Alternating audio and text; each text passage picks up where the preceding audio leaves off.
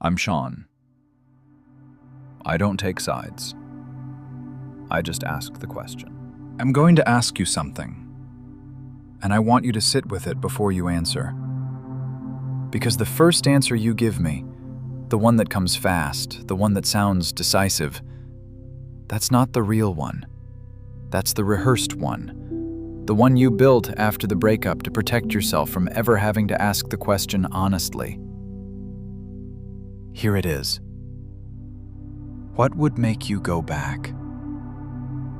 Not to the idea of them, not to the version of them you needed them to be, not to the highlight reel your memory runs when you're tired and the new thing isn't working and the familiar feels like oxygen.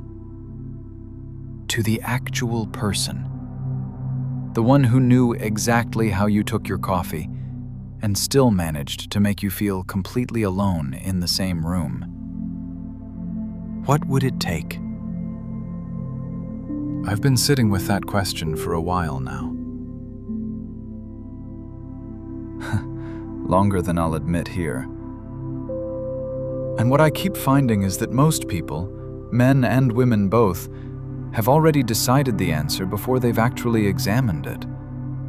The culture decided for them. Walk away, heal, glow up, post the soft life, never look back. And that works. I'm not saying it doesn't work. But I think somewhere in the speed of that narrative, we stopped asking whether the exit was honest or just clean. Those are two different things. We've built an entire culture around the clean exit. Leave and don't look back.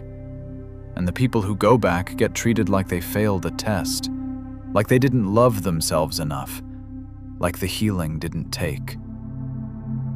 But I want to ask, what if the test is wrong? What if the real measure isn't whether you left and stayed gone, but whether you were honest about why you made either choice? Because I've watched people stay gone out of stubbornness and call it growth. I've watched people go back for comfort and call it clarity. And I've watched people genuinely return to something real that had been repaired. The outcome looks the same from the outside. The inside is completely different. Let me tell you about a woman I know. She was with someone for 4 years. Good years. Not perfect, but good. The kind of relationship where you build inside jokes and shorthand and a whole private language that only 2 people speak. And then something broke. Something real. He pulled away in a way she couldn't reach, and she spent 8 months trying to close a distance that kept growing. She left. Correctly.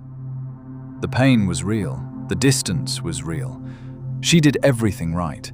Therapy, her friends, a new city, a new chapter. And then, 14 months later, he called. Not to apologize with words. He'd done the work. She could see it.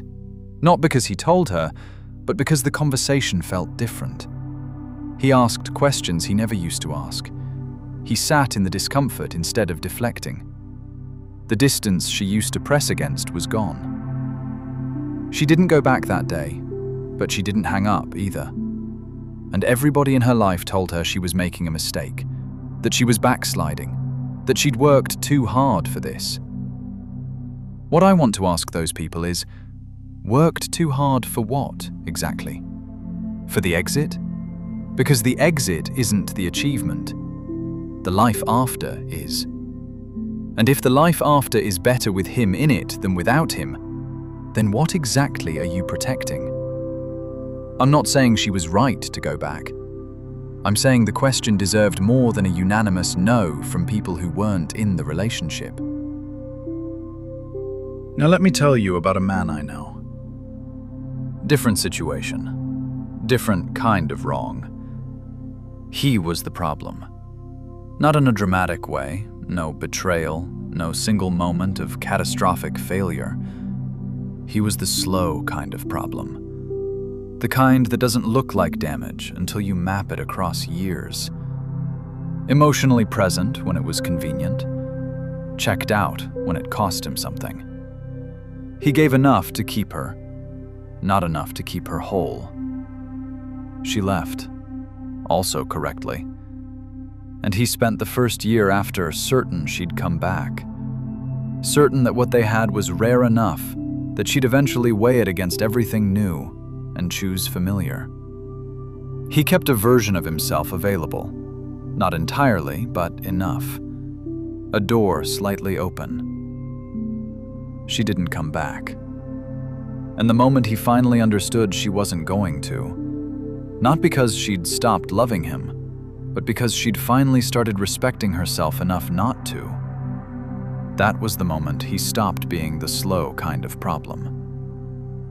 Too late for her, but not too late. I think about that man sometimes.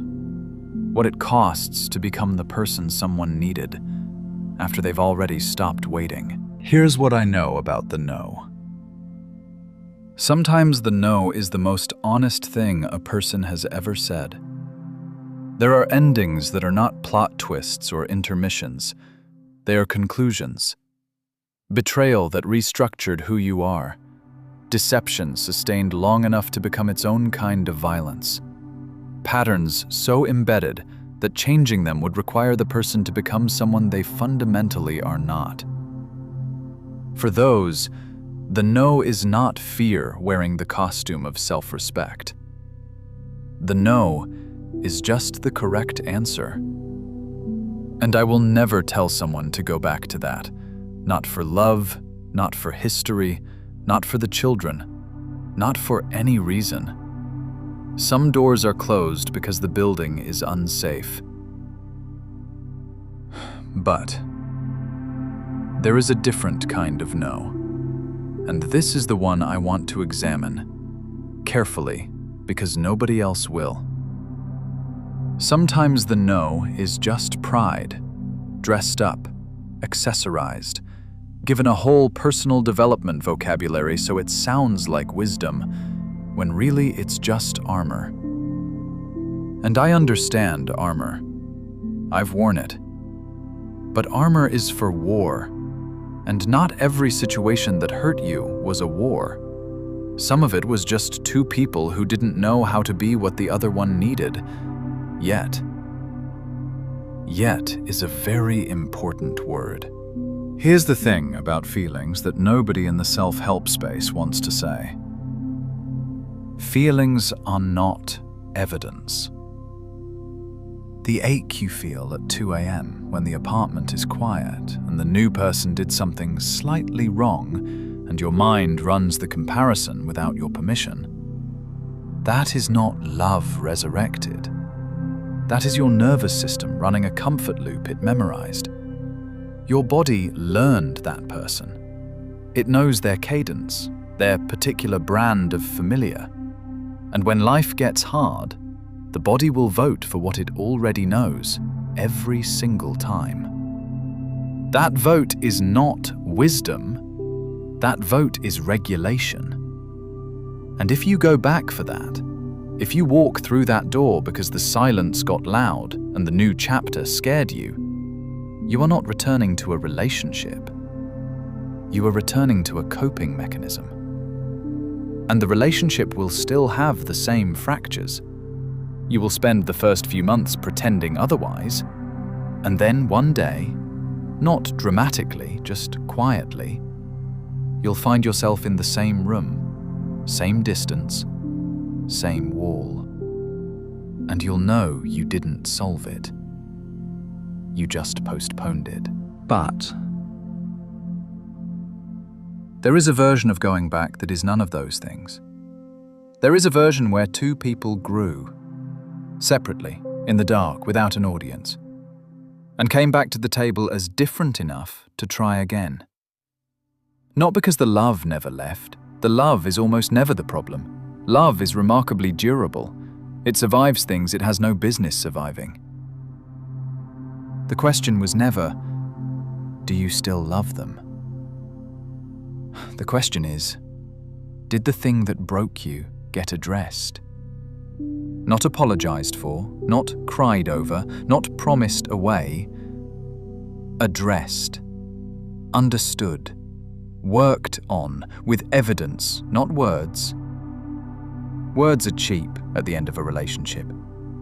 The evidence means everything.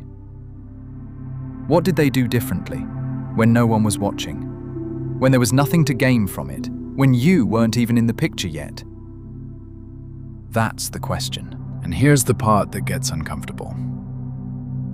Going back complicates the story you've been telling.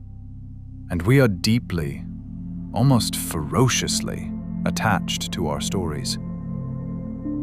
The story where you left, you healed, you did the work, you moved forward. That story has architecture. It has a beginning and a middle and a direction. It makes you the protagonist of your own recovery. And going back feels like it rewrites the ending into something messier. But here's what I've learned about stories. Messy endings are usually truer ones. The clean exit, the permanent no, the glow-up that never looks backward, that's the edited version. It's a good story, but it's not always the honest one. And I'd rather be honest than coherent. There's something I haven't said yet. And I'm going to say it plainly, because the rest of this would be dishonest without it. I was the slow kind of problem. Not in the way I described him exactly, but close enough that I recognized him the moment I started writing that story. The emotional presence on my terms, the way I could be fully there in the good moments, and somewhere entirely unreachable when it cost me something. I didn't know I was doing it. That's the thing nobody tells you about the slow kind of damage. It doesn't feel like damage while you're inside it. It feels like personality. It feels like the way you are. And by the time I understood what I was doing, she had already done the math. Quietly, without drama. The way people leave when they've been leaving for a long time before they actually go. I'm not telling you this so you'll feel sorry for me. I'm telling you this because the question I'm asking you tonight, what would make you go back? I had to ask it about myself first. And the honest answer, the one underneath all the composure and the vocabulary and the perfectly constructed argument, was that I didn't know who I'd have to become to deserve that answer. And that was the beginning of something real. Not with her, that door is closed correctly, but with myself. I'm telling you that because Sean doesn't get to ask you to examine your honest answer without having examined his own. So I'll ask it one final time. Not the version you tell your friends. Not the version you post. Not the version that makes you sound like you've arrived somewhere. What would actually make you go back?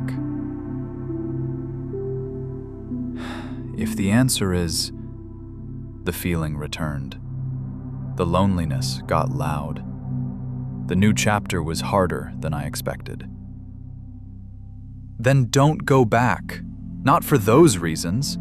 Because you will be standing in the same room, having the same argument 18 months from now, and you will know, somewhere quiet in yourself, that you went back for comfort, not for clarity. But if the answer is, something real changed. I watched it change, not because they told me it did, because I saw it, over time, without prompting, without an audience. Then I want you to ask yourself one honest question. What exactly are you protecting yourself from? Because sometimes the bravest thing is not the clean exit. Sometimes the bravest thing is the honest return. I'm Sean. And that's the part no one says out loud.